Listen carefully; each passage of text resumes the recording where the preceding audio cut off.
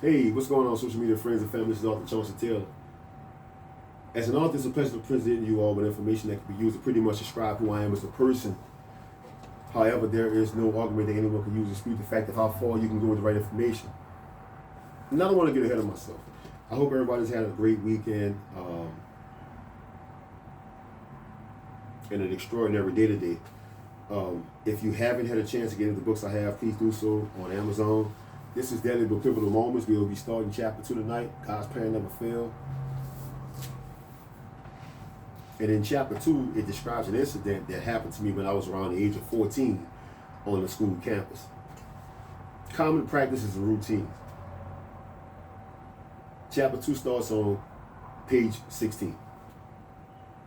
Hanging out each day with the guys, puffing smoke, drinking, and making illegal money became a universal language for the guys and I to reciprocate hood independence.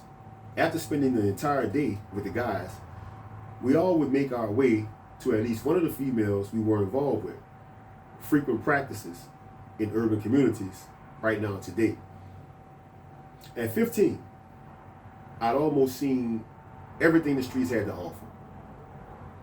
And that's not nothing to brag about. That's sad, actually. This includes going to the juvenile detention called the Youth Study Center. Being there only for a month.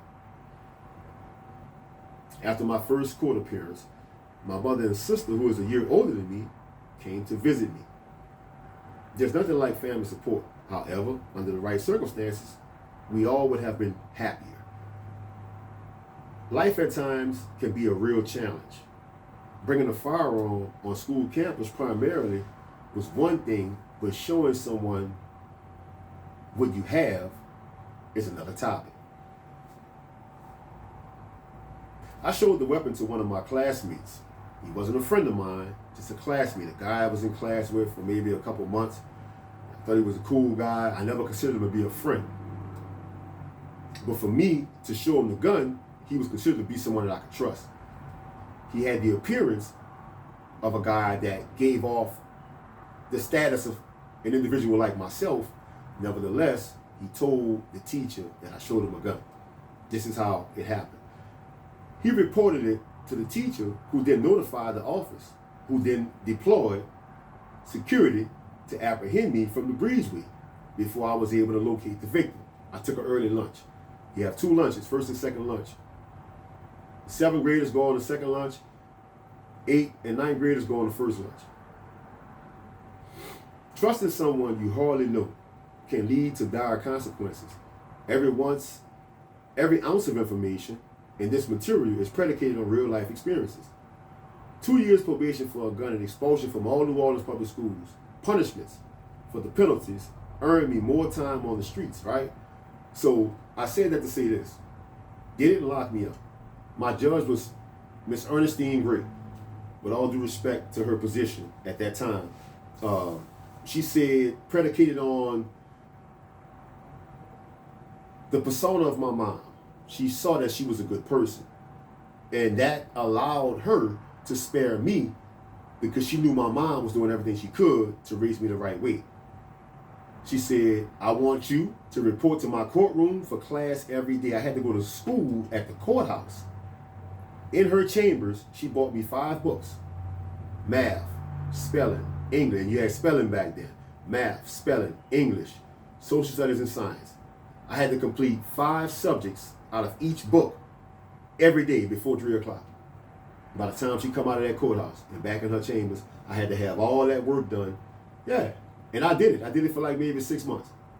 She had me come to her courthouse. I had to walk from the 6th ward up Governor Nichols to Claiborne. I used to take Claiborne all the way up there, up under the bridge, and I walk down Tulane. And when I take Tulane, I turn on Loyola and go to that courthouse, juvenile court, every day. I had to go to that courtroom.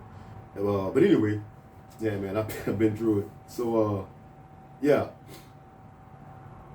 Trusting someone you hardly know can lead to dire consequences. Every ounce of information in this material is predicated on real life experiences. Okay, so I read that. 2 years probation for a gun and expulsion from all the New Orleans public schools.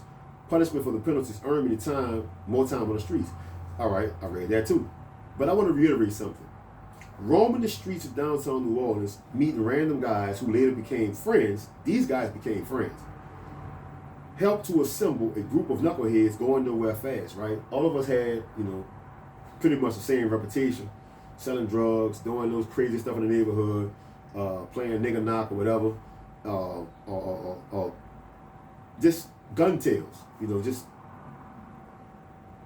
typical street stuff. Lots of fun and adventurous things were happening in the streets, although at the time I wanted to be in school getting my education. And although I hung with these guys, these treacherous, violent, dangerous individuals, I was contemplating something my mom taught me. You know what I'm saying? Like, I want to be in school. I didn't really want to hang out, you know what I'm saying? But I had to. I couldn't be at my mama's house because my mom said, while I'm at work, you can't come in the house. And she took her key. You know what I'm saying? So, yeah, my mom was strict. That's the type of stuff you don't have going on these days. My mother received a phone call from a director of a local program, Impact Pride Corps, the following Monday, notifying her of enrollment.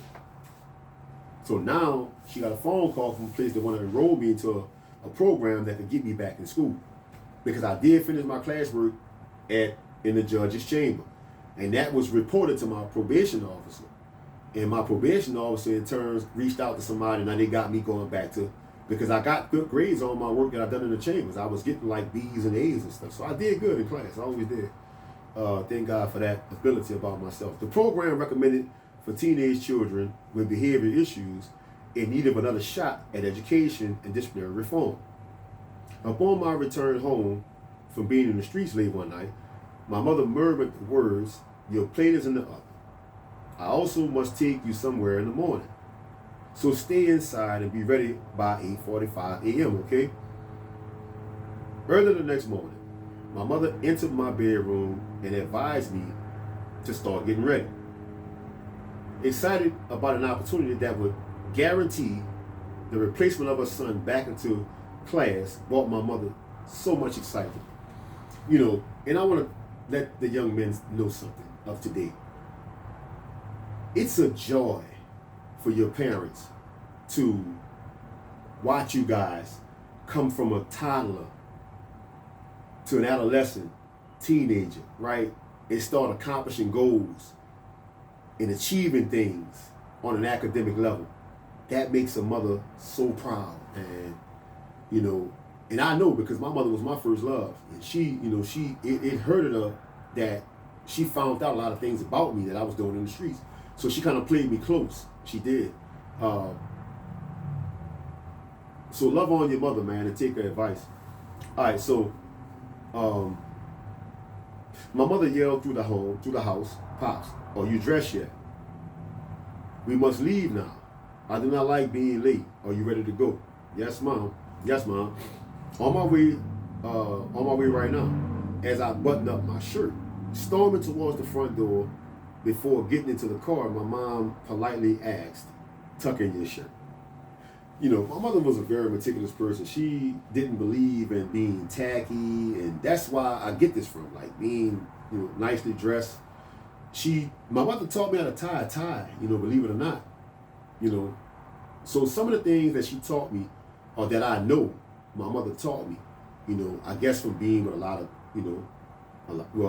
a few guys, not a lot of men, but being with men, period. She took that and added it to herself, having a son. She called me one day. I was like about 10 or 11 years old. She said, "Come here, Pop." She said, "Look, take this." And she had a tie. And she demonstrated for me. And she showed me how to do it, how to wrap it around, you turn it, pull it over, and you tighten it up. So I learned that from my mom. So I tied my own ties.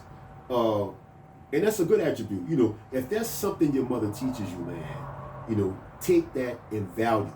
Make it your own. And guess what? She prepared me for this. You never know.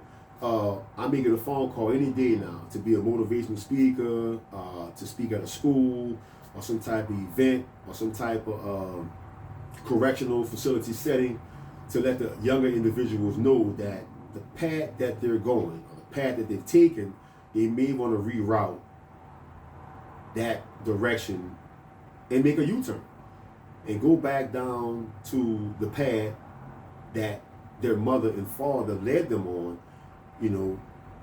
when they were younger. So that's it for right now. I hope you guys enjoyed that. Take that for what it's worth. To which, I mean, anytime you provide information to someone, that information will be valuable. And I'm pretty sure that kids, you'll love your parents later on in life, but try to love them right now and value what they say. And parents, value your kids. You know, I know you love them and you want to see them do good, but continuously talk to them and engage in their personal life. You know, see what they got going on. You guys have a great night.